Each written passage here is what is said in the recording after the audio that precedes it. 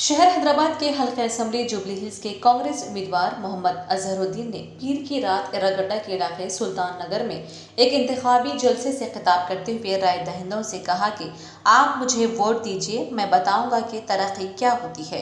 मैं मैदान का आदमी हूँ, मैं महल में नहीं रहता बल्कि हैदराबादियों के दिलों में रहता हूँ। हर बार अवाम ने दुआ दी, अब भी मुझे आपकी दुआओं की ज़रूरत है।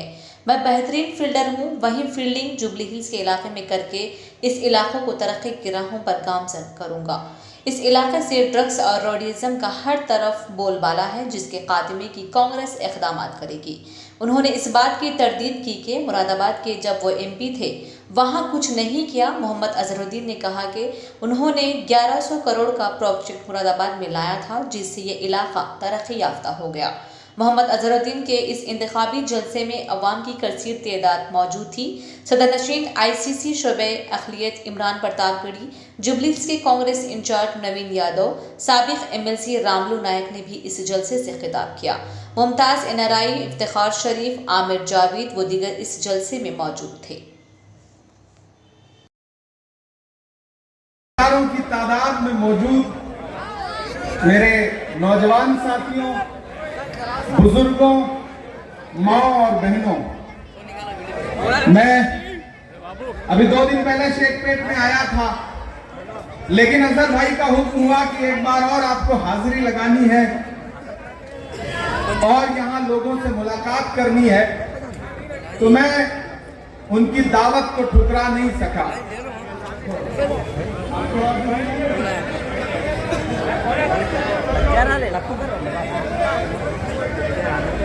दोस्तों,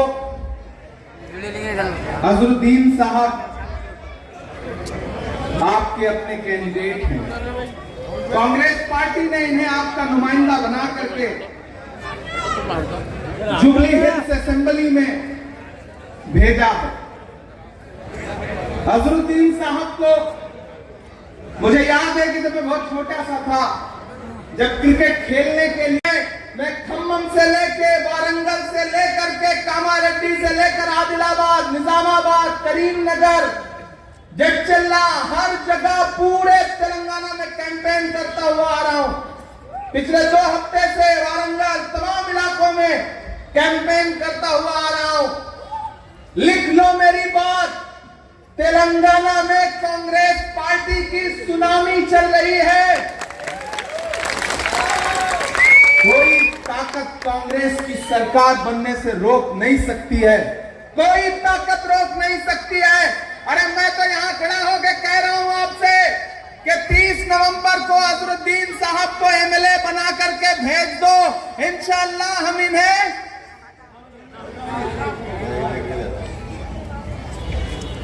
शायद अजान हो गई। अब अजहरुद्दीन साहब जिस सफर पे निकले हैं, इंशाअल्लाह 3 दिसंबर को ये तेलंगाना की असेंबली में जा करके ही ठहरेंगे। कोई ताकत उन्हें रोक नहीं पाएगी। ये BRS के लोग, आपके जो MLA हैं भोले भंडारी, जब से आपके MLA हैं चूरन देने के अलावा कुछ नहीं दिया आपको। डेवलपमेंट के नाम पे सिर्फ चूरन। उधर दिल्ली में बैठ के नरेंद्र मोदी जुमला देते हैं कि 15 लाख आपके खाते में आएंगे। इधर KCR साहब तेलंगाना से जुमला देते हैं कि 12% रिजर्वेशन मिलेगा। दोनों बड़े गहरे रिश्तेदार हैं। मैं तो पूरे तेलंगाना में जाके कह रहा हूं कि ये जो KCR हैं, ये मोदी जी के यार हैं। अगर आपको लगता है कि नहीं ऐसा नहीं है, तो मैं बताता हूं, मैं देश की पार्लियामेंट में बैठता हूं, मैं मेंबर ऑफ पार्लियामेंट हूं। राज्यसभा में बैठ के मेरी इन्हीं आंखों ने देखा है कि चाहे ट्रिपल तलाक का बिल हो, चाहे प्रेसिडेंट का इलेक्शन हो, चाहे वाइस प्रेसिडेंट का इलेक्शन हो, जब जब बीजेपी को जरूरत पड़ती है, तब तब BRS बीजेपी की गोद में बैठी मिलती है। जिम्मेदारी अपनी होती है। मुझे 2 सभाओं में जाना है। मैं तो जाते जाते एक नज्म आपको सुना देता हूं, नहीं सुनाऊंगा तो आप कहेंगे कि अधूरा छोड़ के चले गए। पूरे सूबे में जहां जा रहा हूं, जो बाय बाय का नारा सुन रहा हूं, मैंने उसी को नज्म बना दिया है। आज मैं नीलोफर में गया चाय पीने के लिए, बन मक्खन खाने के लिए, तो वहां भी मुझे देख के एक ने कहा बाय बाय। मैंने कहा केसीआर। बाद में पता चला कि वो बीआरएस का था, उसने सोचा था कि उल्टा मेरे ऊपर थोप देगा, लेकिन हम तो ठहरे शायर आदमी, हमसे पार पाके कहां जाओगे। मुसलसल दुश्मने जहां की निगहबानी में रहना है, जहां घड़ियाल रहते हैं उसी पानी में रहना है। मैं आपको नज्म सुनाता हूं कि अब तो तेलंगाना की है यही पुकार। तैयार रहिएगा, आपका जोश, आपका जज्बा अजहर भाई को ताकत देगा, इमरान प्रतापगढ़ी को ताकत देगा। अब तो तेलंगाना की है यही पुकार, bye bye KCR, bye bye KCR. ऐसे काम नहीं चलेगा भाई, इतनी खामोशी से सुनेंगे तो ऐसे काम नहीं चलेगा। या तो फिर यारियां नहीं होती या अदाकारियां नहीं होती, जिसको चलना है आज साथ चले, रोज तैयारियां नहीं होती। आज एहसास दिलाना पड़ेगा कि आप अपने बेटे अजहरुद्दीन के साथ खड़े हैं। मेरे भाई तसव्वुर करिए वो दिन जब अजहरुद्दीन भारत की कप्तानी किया करते थे। तसव्वुर करिए कि जब टीवी चैनलों पर, टीवी चैनल कब हुआ करते थे, दूरदर्शन हुआ करता था, तब टीवी खोल के बैठते थे, जब अजहरुद्दीन का चेहरा टीवी पे दिखाई पड़ता था तो छाती फख्र से चौड़ी होती थी या नहीं होती थी? होती थी ना।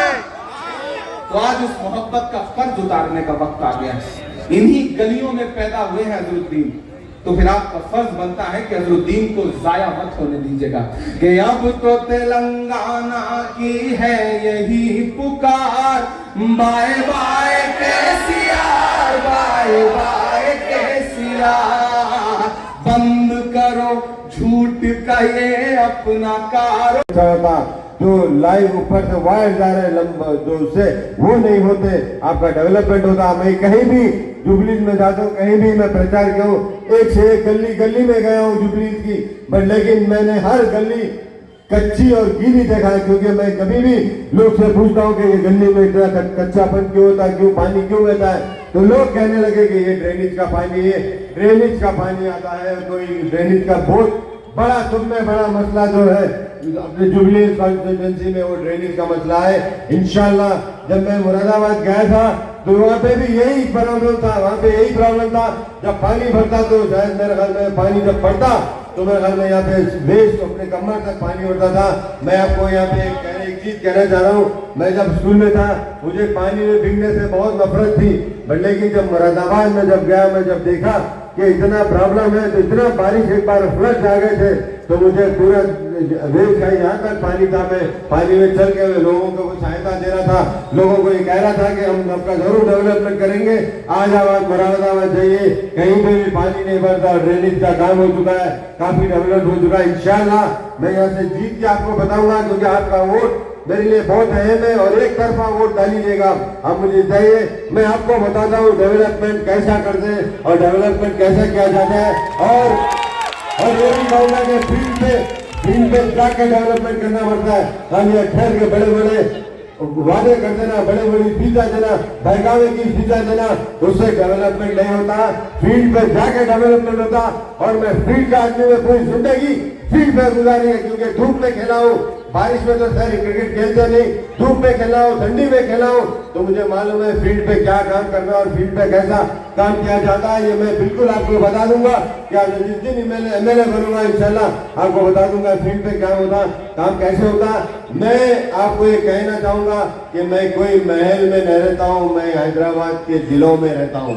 आपको बिल्कुल सोचना चाहिए, मुझे महलों में रहने का कोई ख्वाहिश नहीं है, मुझे आपके जिलों में रहना चाहता हूँ। और आपने मुझे हर तरह से आपके दिल में रहा, जहाँ पे मैं प्रॉब्लम हुआ, कहीं पे भी मैं प्रॉब्लम में आया था, जहाँ पे मैं कभी स्कोर भी नहीं कर रहा था, जब उसका अच्छा स्कोर नहीं हो रहा था, 1-2-3 बार तो ऐसा टाइम था कि वहाँ पे मैं ड्रॉप भी हो सकता था, बट लेकिन हैदराबाद के लोगों ने इतनी मुझे दुआ की, जब भी मैं ऐसा प्रॉब्लम होता था तो जहाँ पे भी मैं जाता था हैदराबाद के लोग जो मिलते थे, चाहे वो इंग्लैंड में हो या ऑस्ट्रेलिया में हो, कहीं पे भी हो, मुझे इतना ज्यादा प्यार और मोहब्बत देते और इतनी दुआएं देते।